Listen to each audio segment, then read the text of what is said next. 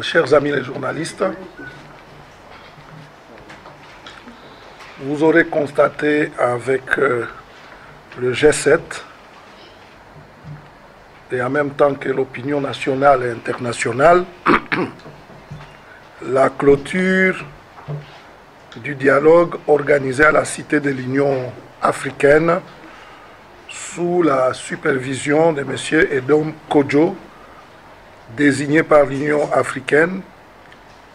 comme facilitateur et qui a abouti visiblement à un compromis politique bâclé qui est loin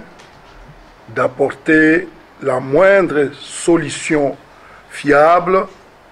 à la crise institutionnelle artificielle créée par la majorité. Ce dialogue politique national, voulu inclusif, et dont le but était d'assurer l'organisation des élections crédibles, libres, transparentes et apaisées, s'est déroulé en l'absence notamment des forces politiques et sociales réunies au sein du rassemblement et des représentants d'autres organisations significatives comme la CENCO. C'est donc un dialogue qui a manqué au principe d'inclusivité. Le G7 considère que l'accord ici de ce dialogue est un acte sous seing privé qui n'engage que la majorité présidentielle et ses alliés. Le G7, profondément attaché au respect de la Constitution et au principe de l'alternance politique, considère que le renvoi des élections présidentielles législatives en 2018 est un mépris et une provocation à l'endroit du peuple congolais, souverain primaire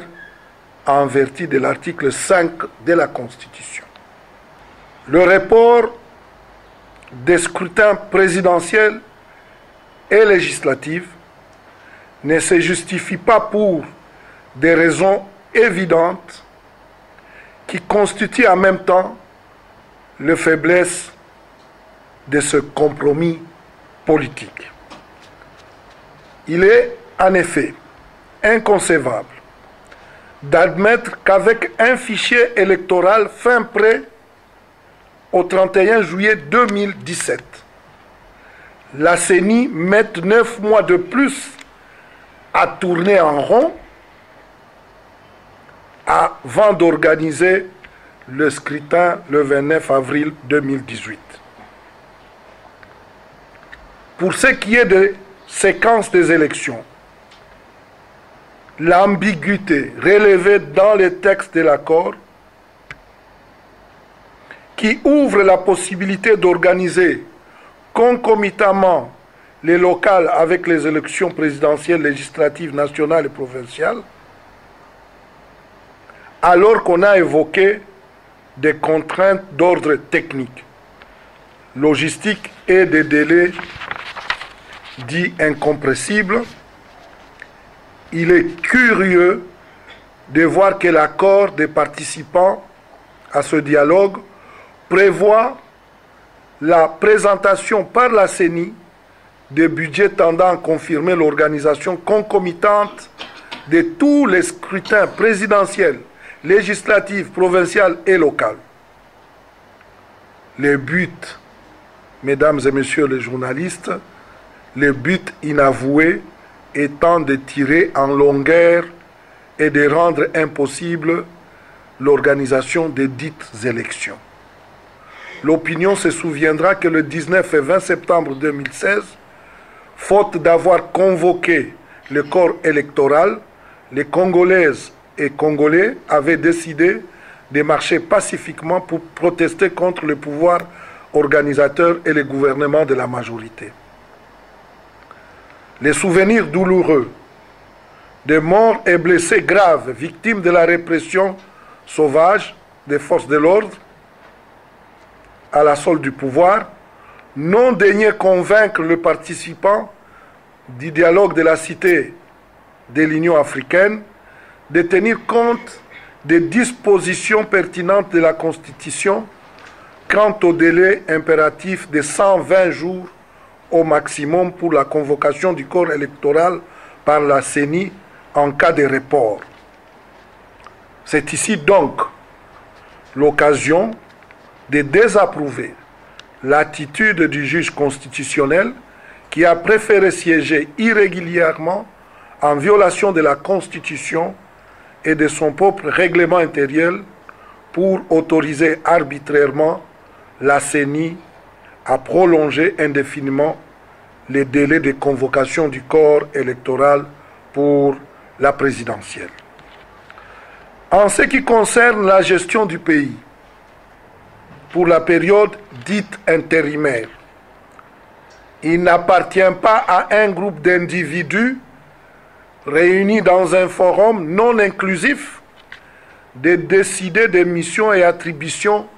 des différentes institutions, d'autant plus que celles-ci sont prévues et étayées par la Constitution. Agir autrement,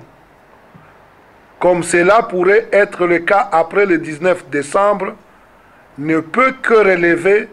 d'un large consensus dans le cadre d'un vrai dialogue inclusif. Pour assurer la crédibilité, la transparence des élections, nous restons convaincus que tous les acteurs gestionnaires de la période spéciale ne seront pas éligibles au scrutin présidentiel et législatif. Néanmoins, le G7 s'est satisfait tout de même de constater que les participants du dialogue de la Cité de l'Union africaine se sont engagés pour la période intérimaire à ne pas procéder à la révision constitutionnelle, ni à l'élaboration d'une nouvelle constitution, ni même à l'organisation d'un quelconque référendum constitutionnel. En clair, ils se sont engagés